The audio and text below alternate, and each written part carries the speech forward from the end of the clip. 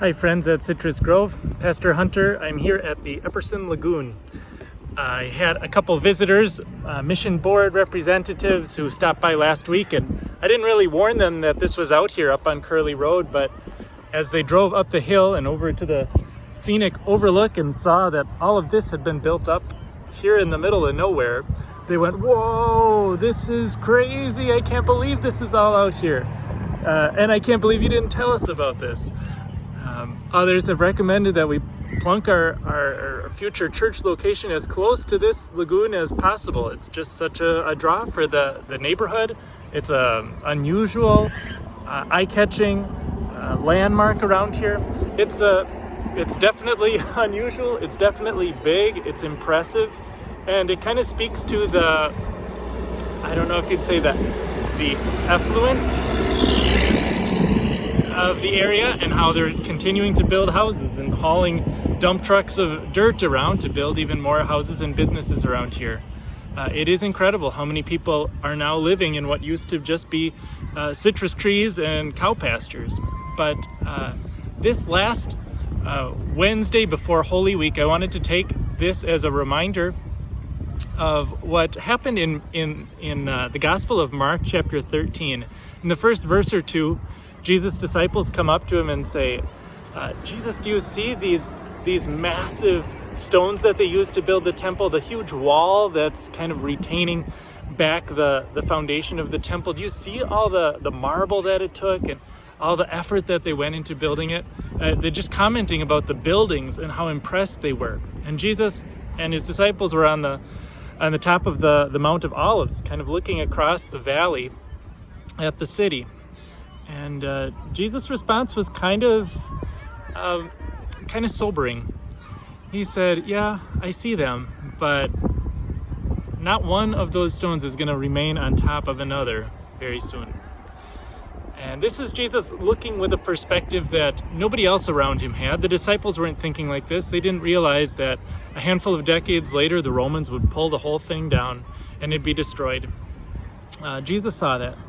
He made that opportunity into a chance to remind his disciples, all of this stuff is going to pass away. And then he said, "But my words will never pass away." That's the reminder that we need too.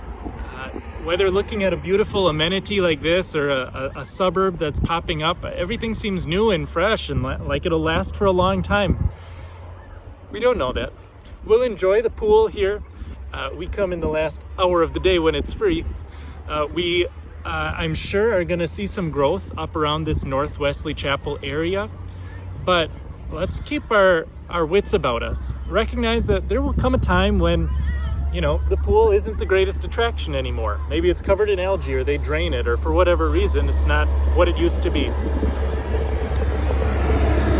The houses that are out here and brand new now, maybe they'll lose their value. Maybe they'll go up for a while.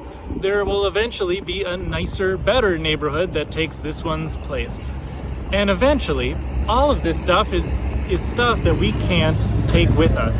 These aren't our permanent homes. This isn't what it's all about. There's something bigger, something better, and that's what Citrus Grove Lutheran Church is all about. Jesus' words are never going to pass away. So to the extent that we remind people about his triumphal entry into Jerusalem as our King, who brings peace through his warfare against sin. Or we remind people about his death on the cross, which is an ugly thing to discuss, especially with people who have a pretty nice life.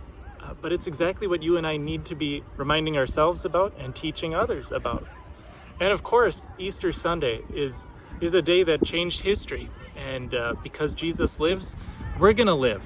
Not just in a beautiful resort-style neighborhood, but we're going to live forever in the best of places where nothing will pass away. That's a good reminder for us on a day like this as we look forward to Holy Week. Take a moment today to reflect and gain perspective again. Is there something that you have come to start thinking that this is going to be mine forever? This is how it will always be. Check yourself on that. If Jesus would look across the valley and see that beautiful temple and say, "No, I can see far beyond when that's going to stand anymore," I encourage you to look at something that will last. My words will never pass away. God bless you today. Women's Bible study tomorrow at 10 a.m. out at Baker Acres. Worship in person and online this Sunday, a Palm Sunday worship. I'm looking forward to it. Hope you are too. Look forward to seeing you sometime soon. God bless you and keep you. Bye.